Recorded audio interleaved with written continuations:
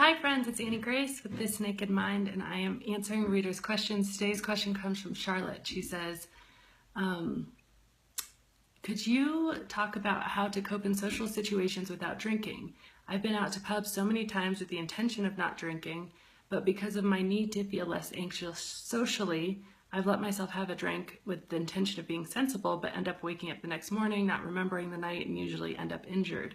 I guess I need to stay out of the pubs, full stop. But anything on how to deal with social anxiety as a non-drinker would be fabulous. So I think there's a few different ways to answer this. I think that if you are in the early days of stopping drinking and you've actually identified that you've changed your brain to where you're having cravings that are almost unstoppable and it's very difficult for you to overcome them, then staying away from it until you get kind of a grip on that is probably a good idea. I will say that that's not the typical case for most people. I mean, often when that happens, that means that something's actually physically changed in your brain. And there's a whole slew of reasons behind that. It has to do with different levels of stress. And I actually did another video post on that. But if that's happening, what's happening in your brain, and they've done MRI studies to show this, is you have two parts of your brain. You've got your midbrain, which is like your amygdala. And this part of your brain is really responsible for kind of survival. So if you were to get in a car crash, that's the part of your brain that leaps into action. You don't think about it, you just act, right? And it is important for your survival. And when your survival is on the line, it takes over completely. And then you've got the human part of your brain, the civilized part, the front of your brain, and that's your prefrontal cortex. And that part of your brain is the one responsible for making good long-term decisions. The part of your brain responsible for saying, I'm not going to do this, even though it might feel good right now, because I want this later. And so that part of your brain. And when you're drinking over time, alcohol actually impairs the prefrontal cortex, and it does it in a few different ways, but it physically harms it. And when you're actually intoxicated, your prefrontal cortex is less able to function as it should. And they've done MRI studies where they've put addicts in an MRI and they've shown them images of the thing that they're addicted to. So for an alcoholic, they'd show them a picture of, alcohol or something that really triggers a craving. And what that craving is actually something is happening inside your brain. And in the MRI studies, the prefrontal cortex during that period of craving goes black. So Charlotte, if it feels like you go into this pub and some other thing moves in and all of a sudden you're on autopilot and you're just compelled to pick up this drink, that is your midbrain. That is because your prefrontal cortex does not have the tools and the capacity to deal with craving.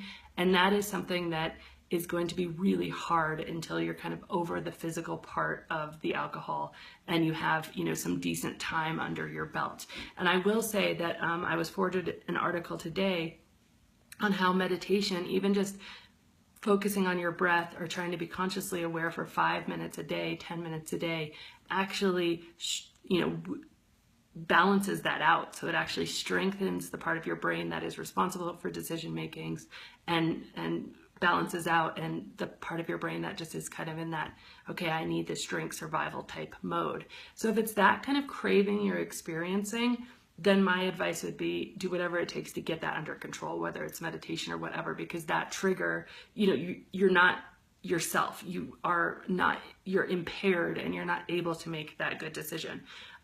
If it's the type of craving where, you're just using it as really a justification because you're feeling some social anxiety, I think that one of the most important things you can do then is to make yourself 100% promise and commitment for that night, no matter what, you're not going to drink. So it's not just you have the intention of not drinking, but you'll see how it goes. You'll see how anxious you are. You'll always find a loophole in that. You'll always find an excuse. You'll always find the ability to say, oh, but I feel pretty anxious, and guess what? Your body will actually make you feel more anxious in order to ensure you have that drink. Hard to believe, but completely true.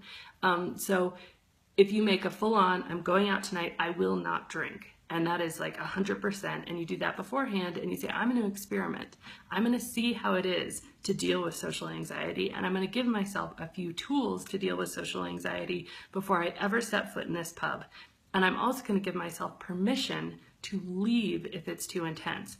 Then what you're doing is you are building this really you're building this really beautiful bank of personal experiences that overcome cravings. Because a lot of it right now is you don't believe you can deal with social anxiety without drinking because you probably haven't dealt with it without drinking. So, no matter how many cheerleaders you have saying, yes, you can, until you have that personal experience, it's going to be hard. So some of my favorite ways of dealing with, especially in networking situations where it's coworkers or people you've never met before, and I really heavily relied on alcohol as a crutch in those situations.